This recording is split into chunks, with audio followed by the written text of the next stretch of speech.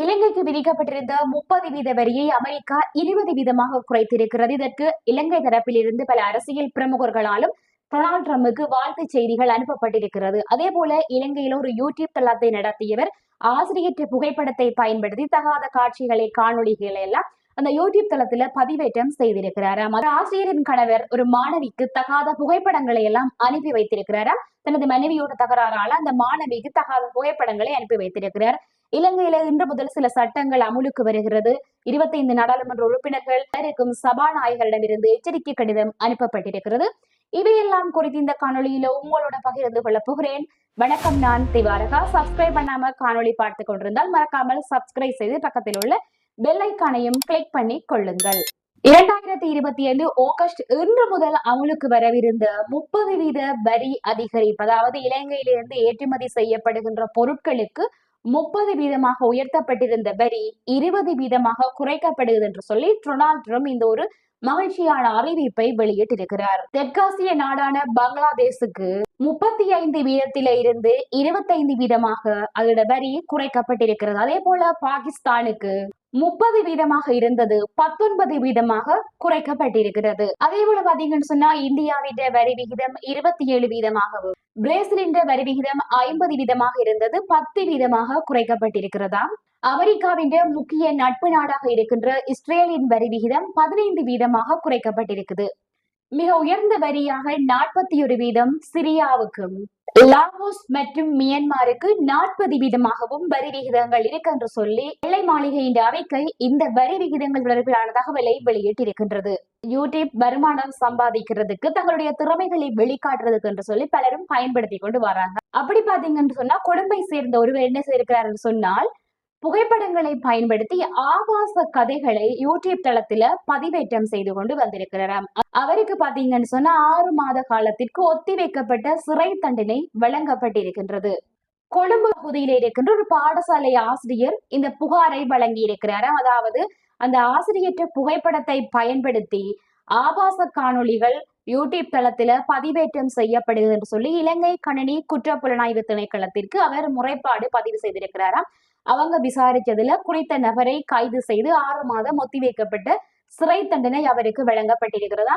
என்னென்ன வழிகளிலே எல்லாம் பணம் சம்பாதிக்கலாம், எந்த வழிமுறையை கண்டால் அதிகமான பார்வையாளர்களை கவரலாம், அதிக பணத்தினை சம்பாதிக்கலாம் என்று சொல்லி சிலர் இப்படியான தவறான வழிகளை பயன்படுத்தி சமூக ஊடகங்களில பணம் சம்பாதிக்கிற முயற்சி செய்கிறாங்க.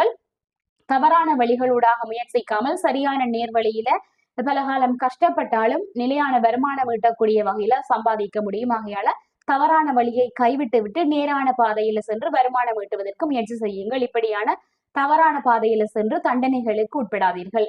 அடுத்தது பாத்தீங்கன்னு சொன்னா, ஒரு பாடசாலை ஆசிரியர் கணவர் தனது மனைவியும் தானும் இருக்கின்ற அந்தரங்க காட்சிகளை காணொலியாக எடுத்து வைத்திருந்து அதை ஒரு பாடசாலை மாணவிக்கு அனுப்பி வைத்திருக்கிறாரா. இந்த சம்பவம் தொடர்பில குறித்த ஆசிரியர் ஒரு முறைப்பாட்டை போலீஸ்ல பதிவு செய்திருக்கிறாராம். அந்த முறைப்பாட்டின்படி விசாரிச்சதுல குறித்த நபருக்கும் அந்த ஆசிரியருக்கும் இடையில முரண்பாடு ஏற்பட்டிருக்கிறதாம். இருவருக்கும் இடையில மனக்கசிவு ஏற்பட்டிருக்கிறது.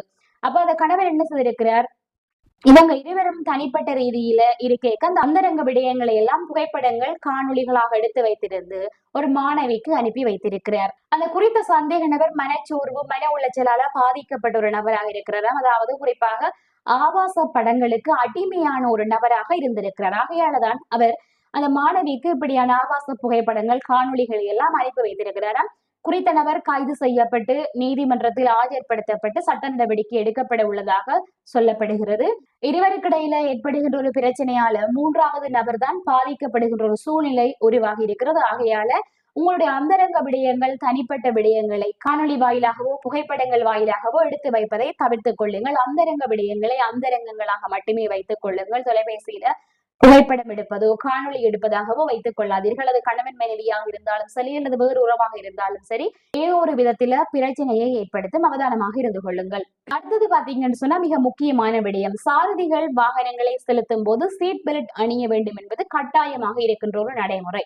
அது எல்லோருமே பின்பற்றியாக வேண்டும். ஆனால் தற்போது ஒரு முக்கியமான சட்டம் இன்று முதல் அமலுக்கு வருகிறது. அதாவது அதிவேக நெடுஞ்சாலைகளில பயணம் செய்கின்ற சாரதிகள் மட்டுமல்லாது அந்த வாகனத்துல சீட்ல அமர்ந்து பின்னால பயணிக்கின்ற பயணிகள் அனைவரும் சீட் பெல்ட் கட்டாயமாக அணிந்து செல்ல வேண்டும். அப்படி என்ற சட்டம் இன்று முதல் அமலுக்கு வருகிறதாக சொல்லப்படுகிறது. ஆகையால் அதிவேக நெடுஞ்சாலையில பயணம் செய்கின்றவர்கள் கட்டாயமாக சீட் பெல்ட் அணிந்து பயணியுங்கள். சீட் பெல்ட் அணியாமல் பயணம் செய்தால் அது தண்டனைக்குரிய குற்றமாக கருதப்படும். ஆகையால அவதானமாக சீட் பெல்ட் அணிந்து பயணம் செய்யுங்கள்.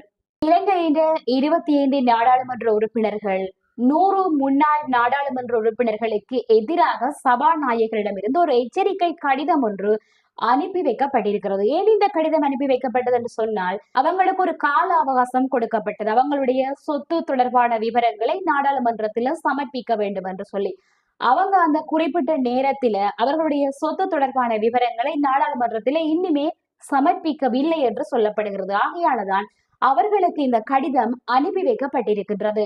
லஞ்ச ஊழல் மற்றும் மோசடி தவிர்ப்பு ஆணைக்குழுவின் உத்தரவின் பேரில் தான் இந்த எச்சரிக்கை கடிதங்கள் அவர்களுக்கு அனுப்பி வைக்கப்பட்டிருக்கின்றதாம். சபாநாயகர் ஜெகத் விக்ரமரத்ன தான் இந்த எச்சரிக்கை கடிதங்களை இவர்களுக்கு அனுப்பி வைத்திருக்கின்றார். ஒவ்வொரு நாடாளுமன்ற உறுப்பினர்களும் அவங்களுடைய சொத்து விவரம் தொடர்பான விடயங்களை ஜூன் 30ஆம் தேதிக்குள்ள சபாநாயகரிடம் சமர்ப்பிக்க வேண்டியது அவசியமானதாம். இந்நிலையில குறிப்பிட்ட காலத்துல சொத்து தொடர்பான விவரங்களை சமர்ப்பிக்க தவறிய உறுப்பினர்களுக்கு ஜூலை 1ஆம் தேதி முதல் ஆகஸ்ட் 31ஆம் தேதி வரையிலான காலத்திற்குள்ள அவர்கள் சமர்ப்பிக்கும் போது ஒரு தொகை அபராதம் வசூலிக்கப்படும் என்று சொல்லி பாராளுமன்ற தகவல் மூலங்கள் தெரிவிக்கின்றன. ஆகையால குறிப்பிட்ட காலத்துக்குள்ள அவங்க சமர்ப்பிக்க வேண்டும். சமர்ப்பிக்காவிட்டால் அதற்குரிய அபராதம் அவர்களிடமிருந்து வசூலிக்கப்படும் அப்படி என்று சொல்லப்பட்டிருக்கின்றது. இந்த காணொளி உங்களுக்கு பிடிச்சிருந்தா சப்ஸ்கிரைப் பண்ணிக்கொள்ளுங்க. உங்களுடைய கருத்துக்களையும் பகிர்ந்து கொள்ளுங்கள்.